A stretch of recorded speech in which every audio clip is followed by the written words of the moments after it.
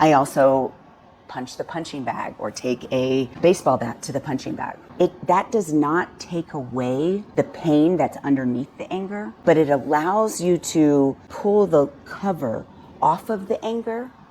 Bad news, anger management classes probably won't work. I know that's not what you want to hear, especially if someone you love is kind of going into anger management classes. Most of the time when someone is attending an anger management class, it's because they're kind of being forced to. And many of them, the anger or the expression of that anger has hurt themselves, hurt someone else. And, it focuses on healthy ways to express anger, which is great. It talks about like the impact that stress has on your anger. It provides coping skills for once you've identified maybe some triggers to your anger. They teach coping skills. Also great. This identifying those triggers is the first step in insight, but they probably don't have a lot of time to go deeper.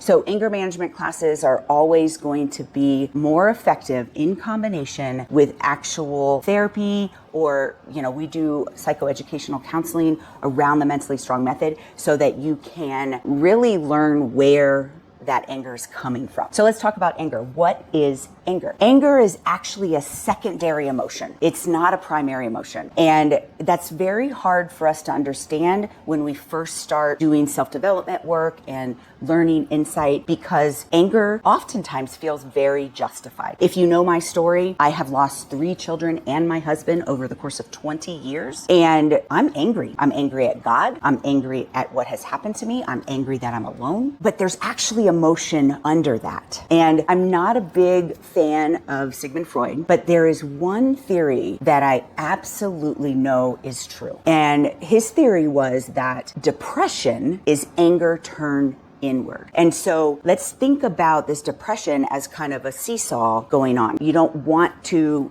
feel the pain of depression, or you don't have the insight to dig deep into that. And so it is safer to be angry, like emotionally safer. It feels safer. If you've watched my documentary, which goes through, my whole journey of kind of trying to work through that anger, specifically my anger with God. When you're attending this anger management class, or your loved one is attending this anger management class, and they go through the part where they're trying to find the causes and the triggers, let's talk about that. What is actually underneath that, and find a feeling. When we go through a thought map in the Mentally Strong method, let's say anger is your primary emotion. So how do you know if you really need to address this anger? Obviously, if you've been recommended for an anger management class, there's a manifestation that is happening around your anger that is harm to yourself or someone else. We all should be able to identify our anger. If you're anything like me, you do get angry. Now, I talked about kind of my big anger, right? Big anger at God, anger at losing my children. But what about the little things? You're at work and somebody asks you to do something, or the computer's not working, or one of your coworkers angers you.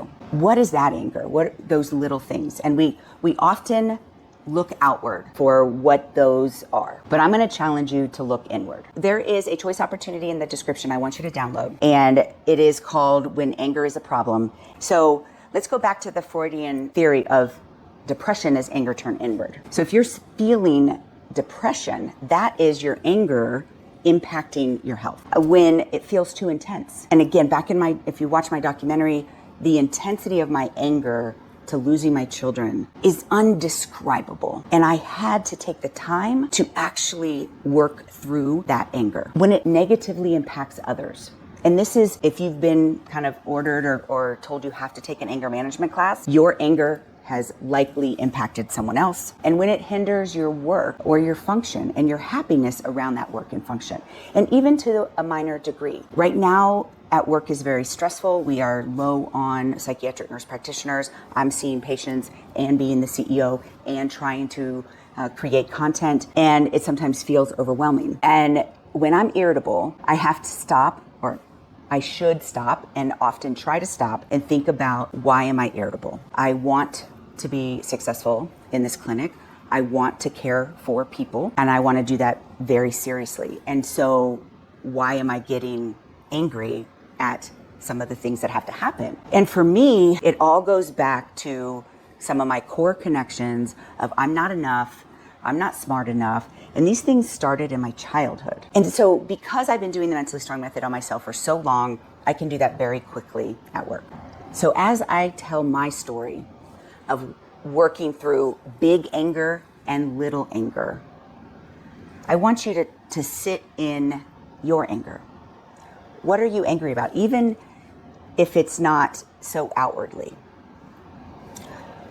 But maybe you're watching this because your significant other has to go through an anger management class. Or maybe you have to go through an anger management class and you don't know why. Learning to manage your anger and how you react is a good skill. And I said in the beginning, it probably won't work. I'm not saying that you shouldn't do it. I'm saying that be mindful that what you're going into is a skill-based program, teaching you how to not express your anger where it hurts other people. My challenge to you is to go deeper and figure out why and what you're going to do about that, or how you're going to process that. In my grief documentary and during my time working through the big anger, I did things like, physically ripping up a piece of paper, right? Like writing down what you're angry about and then like ripping that paper. Again, this is a coping skill, right? It's a movement. I talk a lot about we have to move things out of the body, right? Ripping a piece of paper is a type of movement. But what I challenge you is to, on this piece of paper that you wrote these things on, you're going deep into what that anger really is. And I promise you, it's not just what the trigger was. If you got angry and pushed someone, why did you feel like you needed to put that onto someone else? Go deep. It likely has to do with something we're compensating for, we're afraid of. So there's typically a negative self-talk or a fear or a depression under that anger.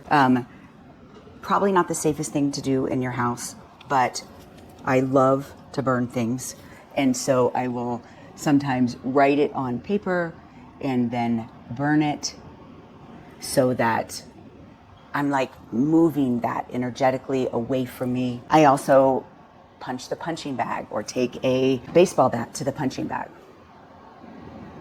That does not take away the pain that's underneath the anger, but it allows you to pull the cover off of the anger so that you can go deep. And so think about anger as this weighted blanket on top of you. We need to pull that off in order to kind of get in and work through what's underneath that anger. But if you allow yourself to boil up and get angry and angry and angry, you will likely express it in a way that's not healthy. And if you're going to an anger management class, it's probably because you were aggressive towards someone else. But this also applies to people with depression who begin to cut or feel suicidal. That's anger turned inward. And let's remove that weighted blanket and start to really work through what's underneath that anger. I truly believe that you can be mentally strong.